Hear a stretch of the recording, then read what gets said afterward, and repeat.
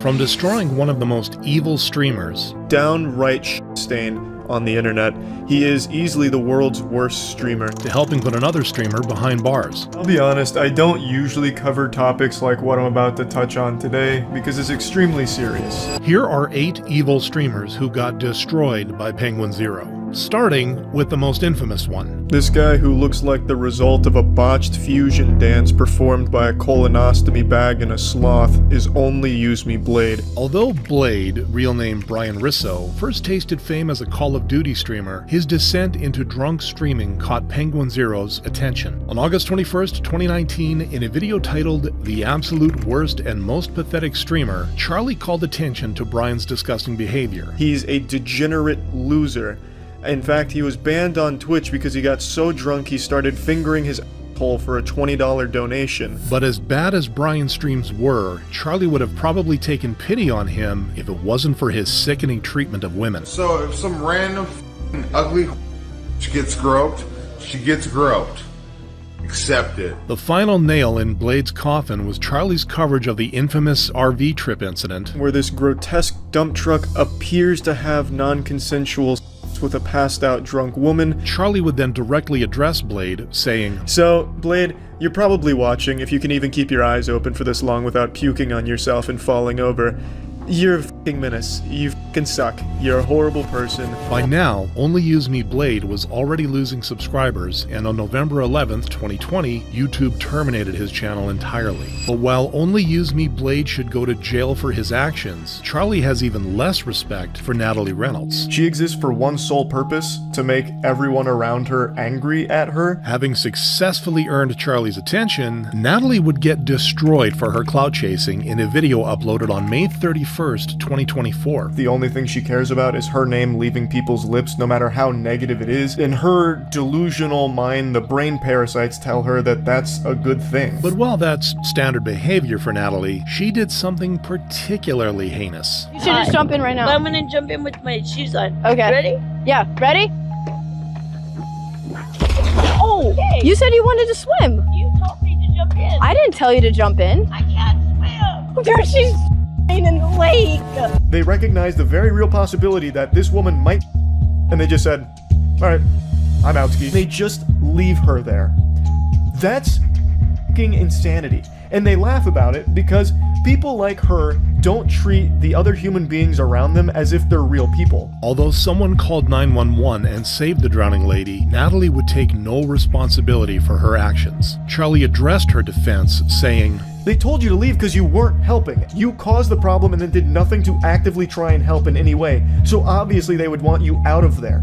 You could have still done something to help. Unsurprisingly, despite everyone wanting her arrested, she has so far faced 0 consequences for her actions. Now, despite this, at least she was smart enough to not respond to Charlie. Something that can't be said about Sneeko. On November 8th, 2022, Sneeko attacked Charlie for his criticism of the Fresh and Fit podcast. He's in a monogamous relationship. This is his girl. Charlie would address the incident in a video uploaded just 18 days later. What the f*** are you even talking about? What does this have to do with anything? What does bringing up a picture of me and my girlfriend have anything to do with anything that has happened? Charlie then mentions Sneeko's weird relationship practices and his fake persona around them. I have legitimately no issue with open relationships at all.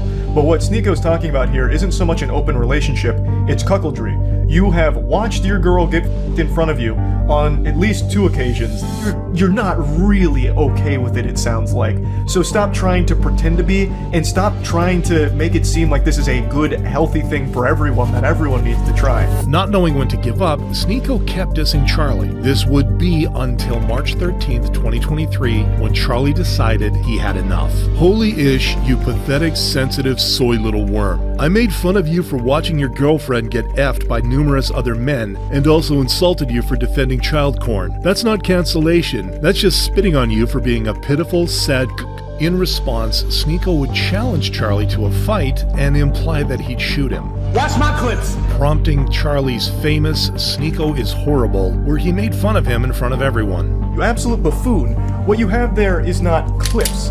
These are mags. They're mags, not clips, you absolute fucking dummy. The same way that this is also a mag.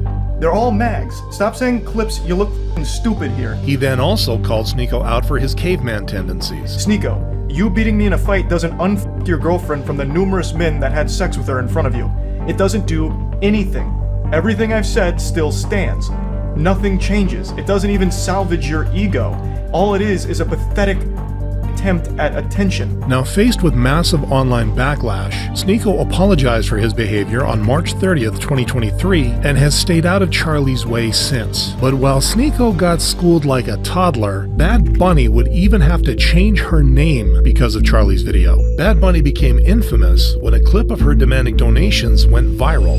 $5 a month. Naturally, the clip immediately caught Charlie's attention, who called her just a few days later. Yeah, this narcissist is probably the greediest person on Twitch. She's like the Mr. Krabs of streaming, but not nearly as cool as Mr. Krabs because she has a shitty personality, a horrible attitude, and the worst perspective on things on that entire platform. The majority of the stream is spent begging and shaming people into giving her money. Charlie even admitted to having more respect for Blade's drunken shenanigans. And somehow him putting nearly his whole fist in his chocolate starfish was still classier than any of this girl's streams. And when Bad Bunny called her non-donating viewers leeches, Charlie was quick to point out that she's not making $0 from viewers that watch her for free. Twitch itself places an ad at the beginning of your stream, so when someone clicks on your stream, you're getting money just from that click. With that, Bad Bunny's argument lost any credibility it may have had, and she rebranded to Kiara Chats in 2022 to distance herself from the backlash. However, while Kiara was the greediest, Suspenda's, real name Avram Merlin, was the most embarrassing on his Japan train trip. See that shit? That's fucking what we do. Naturally, Charlie called him out for the public menace he is. You can see the people around him are clearly bothered by the loud dubstep that he is blaring here in this train for no reason other than to be a douchebag. He clearly believes he is the main character here and everyone else is just props for his IRL content. As Avram continued disregarding everyone around him, the situation escalated. Don't touch my shit. Don't touch me. Don't touch my shit. These is touching my shit. I can't get out of here. And despite what Avram wants his viewers to believe, Charlie was quick to point out that he wanted to make a scene out of this because that's what it's all about for him. So he's getting exactly what he wanted. Charlie also criticized Avram's disrespectful behavior while in a foreign country. Speak English to me. Don't Japanese to us, man. Uh-oh, big guy's going insano style now. He's whipping out the Speak English card while he's in Japan. Or when you're racist. No. You're racist, right? He said he was racist. He said it. You see, he said he was racist. That is no racist. Oh shit, stand back. This guy's using his alt. He's alting. He brought out the racist card. Somehow. Finally, Charlie addressed Suspenda's directly. I mean, you. The whole point was the confrontation, right? So why are you gonna act all offended and upset?